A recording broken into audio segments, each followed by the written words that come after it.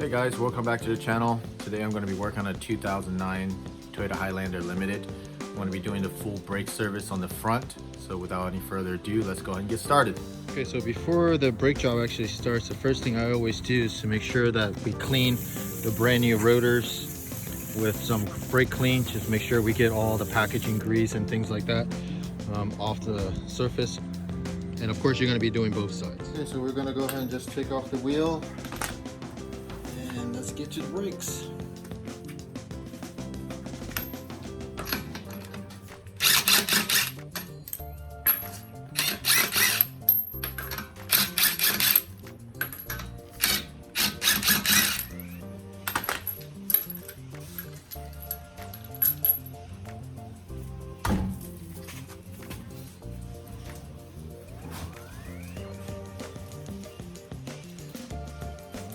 Now what I'm going to do is I'm going to remove two 12mm bolts, one right here and one directly on the bottom of it, to remove the caliper itself from the caliper bracket.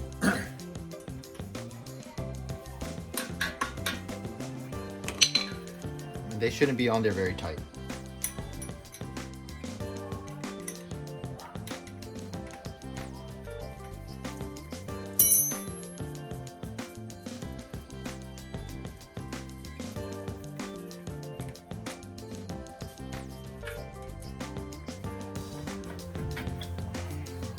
Okay, and there's the caliper coming off right now. And you'll want to get either a secure strap or one of these S-hooks to hold on to it so that it doesn't put any stress on the brake hose itself.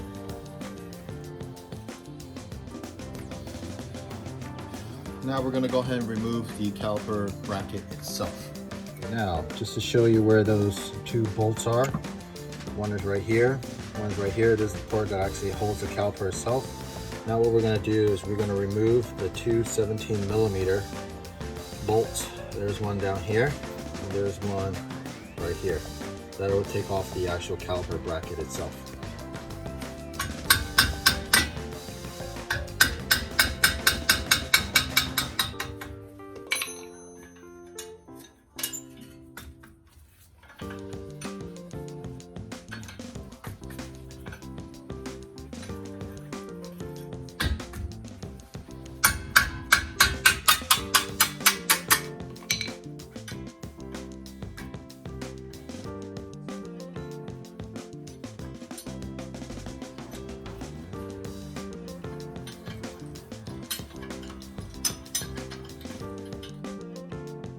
Okay, so these are going to be your bolts that you're going to take out for the caliper retaining bracket.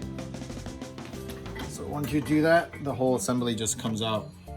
And what we're going to do after this is we're actually going to remove all these guides and replace them, either replace them or clean them, and then we're going to re-lube them.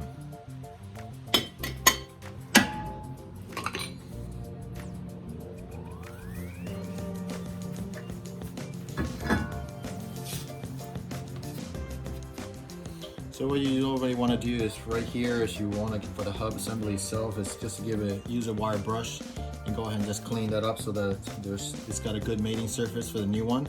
That'll keep it from seizing up. Sometimes you can put a little bit of anti-seize right here in just 5 points. So that way the rotor itself doesn't get stuck to the hub when you're trying to get it off. Now that we're at this point, we're gonna go ahead and compress the pistons themselves in the calipers back into the housing. Okay, so I'm going to be using a ratchet tool that's actually going to compress the pistons. So there's so many different variations you can get, but this one seems to work really well for me.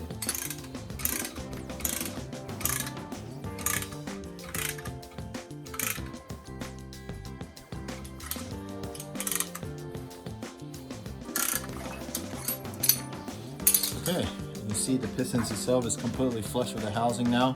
That's exactly where we want to be. So now what we're going to do is we're going to go ahead and clean this and then install new pads and then lube the guides themselves. Okay, so now that the caliper bracket received a good cleaning, all the little slides are clean, we're going to go ahead and pull the slide pins or guide pins out of them. That way then we can go ahead and lube these up. Some people always neglect to do this, and what ended up happening is that they heat up and compress, and then they start to seize up, and that's not what we want. We want it to be free moving, because these are floating calipers. Now there is a top and bottom to these, so you have to be careful of which one you take out. Make sure you do them only one at a time, because one of them has a little grommet, which the other one, when we pull it out, does not have that grommet. So you want to make sure you put them back in the same place where you took them out. Give it a good wipe down before you install the new grease.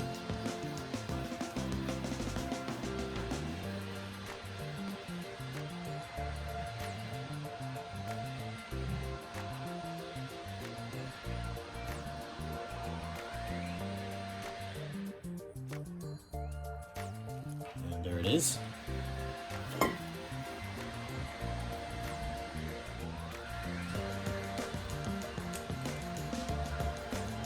So give it kind of a twist to get them in there, because it's going to create gas. And then just make sure that your little rubber boot protector slides back onto it, into the groove, so that they stay put.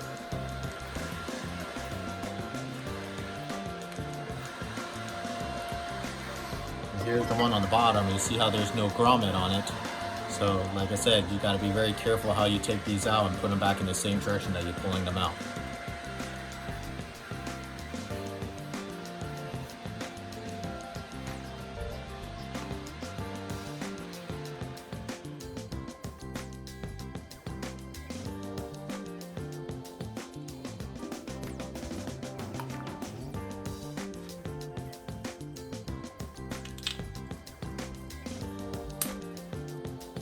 Okay, and there it is. Now what we're gonna do is we're gonna go ahead and lube the little slides for the pads. You could do that, or we can actually do that on the ends of each one of the pads themselves, so that way when you put it in, it allows it to move freely.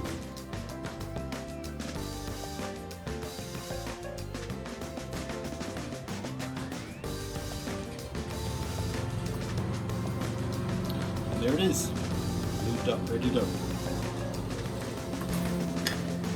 Now what I'm going to do is I'm going to go ahead and reinstall this bracket itself before I try to put the pads in. If you try to put the pads in, try to install, they're just going to be wanting to fall out.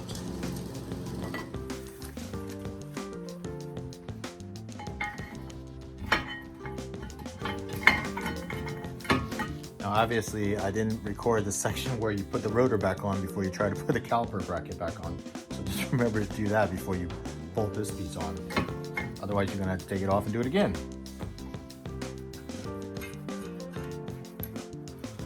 And just use one lug nut, put it in. That way then at least that'll help hold this rotor in place so that it doesn't keep wobbling around.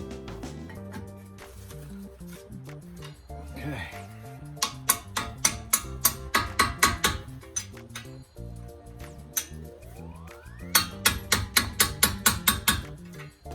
Okay, now that the caliper retaining bracket is on there, I know some of you might be asking,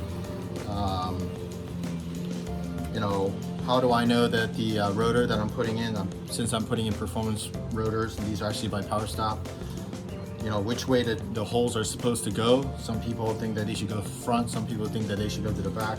It actually doesn't matter which way they go, because what you're focusing on is the vanes on the inside here. If they're perfectly straight, then you can go forward or back, depending on however way you want the cosmetics to look. But if they actually have a directional vane on the inside, then you have to make sure that it's going the right direction of which way they're going to be pulling air in, so that they actually help cool the rotors themselves. All right, so at this point, we'll go ahead and reinstall our pads, and then we'll put the caliper hat back on.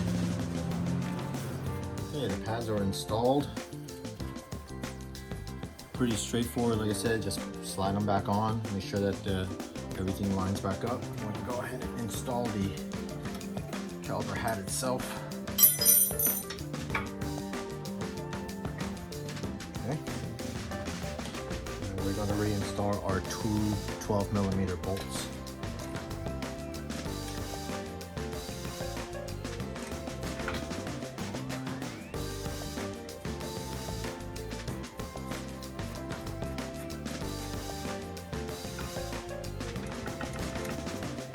Okay, and then just give it a good tighten.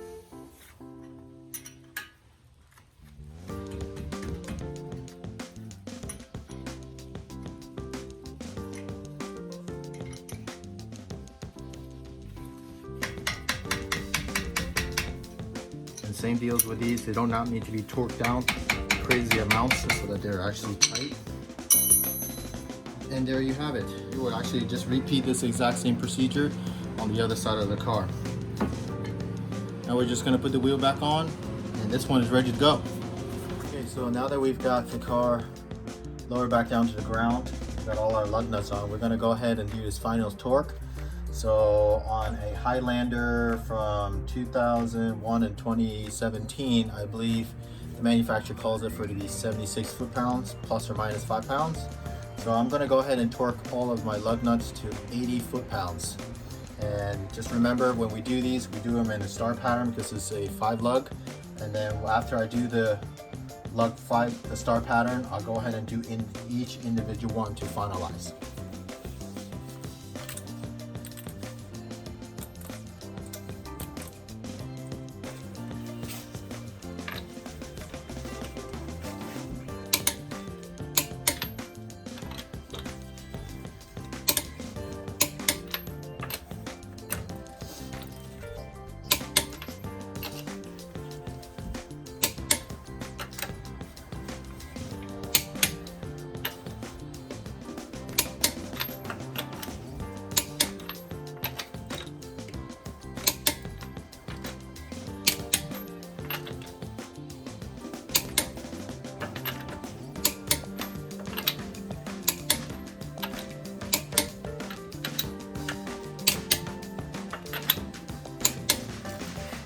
Okay, so there you have it. You're all torqued down equally to 80 foot-pounds.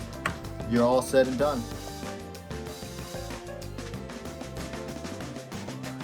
All right, guys, so that concludes the front brake service on the 09 Toyota Highlander. So remember to like, subscribe, and share with your friends. Hopefully they can benefit from this video. And I will see you all on the next one.